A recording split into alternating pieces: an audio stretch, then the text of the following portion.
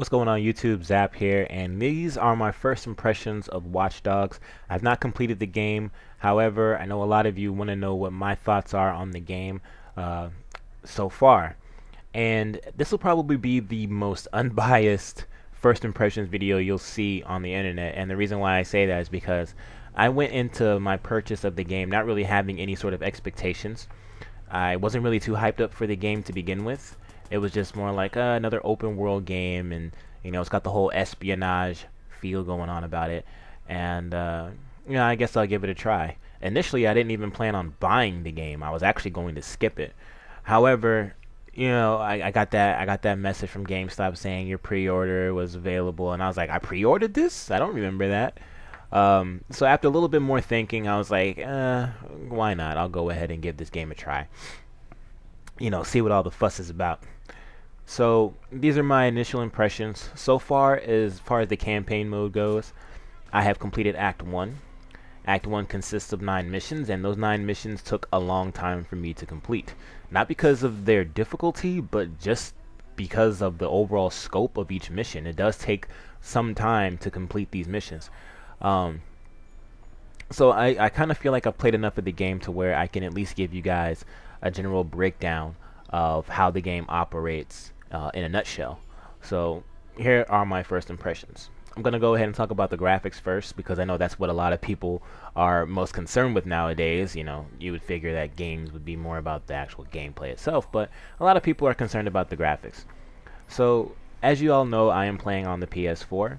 The PS4 is confirmed to be running at a resolution of 900p, not 1080p, and at a frame rate of 30 frames per second. Now, a lot of people are complaining, saying that, oh my god, this game is supposed to be next gen, it's not running at 1080p 60 frames per second, boo-hoo, and all this other stuff. But when you actually boot up the game and you see it on your TV or your monitor, whatever you're playing at, all that goes away. You're looking at the game and you're like, oh my god, the visuals are actually really freaking good. From lighting to textures to little bits of detail like dust flying off of objects and rain and water making your character's clothes wet, and how soppy the character looks because of that. All these little things and little bits of detail are greatly appreciated by me, because you see a lot of games that come out that lack these little bits of detail, and it just shows that Ubisoft, to their credit, consider these things, and that's what I like the most. So the game visually is very nice to look at, and I've had no issues of frame rate drop. A lot of people have been saying that, oh, Digital Foundry has found that the game runs as low as 24 frames per second on the console versions, and I'm like, I haven't myself experienced any sort of significant frame rate drop. I've been running at a clean, smooth, buttery 30 frames per second the entire time, and that's both single player and multiplayer. Now I want to talk about the gameplay a little bit. The controls for the game are relatively smooth. Running, vaulting over things, climbing over objects is done really smoothly, and it's very intuitive. The gunplay is also very clean and well done. It takes a little bit of adjusting. You got to find your sensitivity. That's usually the standard when you're playing a shooting game. You have to find your sensitivity, and once you do, gunplay in this game is insanely satisfying. It's very satisfying.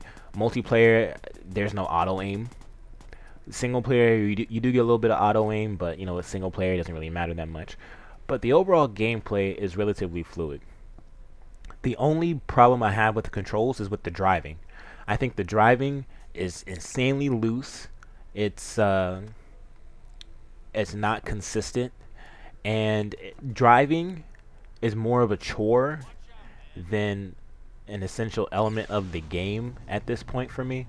I find myself just hating to drive in this game, but it's something that you can get used to. I have found myself getting a little bit more accustomed to the driving mechanics in this game. So time will tell. Maybe I'll eventually just get over the whole crappy driving. It definitely feels like GTA 5 driving to me. Um, the single player, my only issue with the single player thus far is that there is a lack of character development. I don't really feel any sort of attachment to any of the characters so far, and um, the you don't really get. I mean, you're in Chicago, but the overall atmosphere is kind of generic. I don't know if that makes any sense to you guys. Um, but single player is relatively good so far. I don't really feel as if I'm doing the same missions or the same mission types over and over and over again as far as the main campaign goes. That could change in time, we'll see. But single player is okay from a gameplay standpoint. Nothing to write home about. It's not spectacular, but it's getting the job done for me. And that's really what I was most looking forward to when I got this game, was the single player. And the multiplayer is actually a whole lot of fun as well. You guys are watching me play some multiplayer right now. You have a few game types. You've got decryption, you've got racing, you've got one-on-one hacking, where you join another person's lobby and you just try to hack them in the middle of their single player, which is really, really cool. But yeah, man, I can't wait to see what this game has to offer me later on as I get used to it.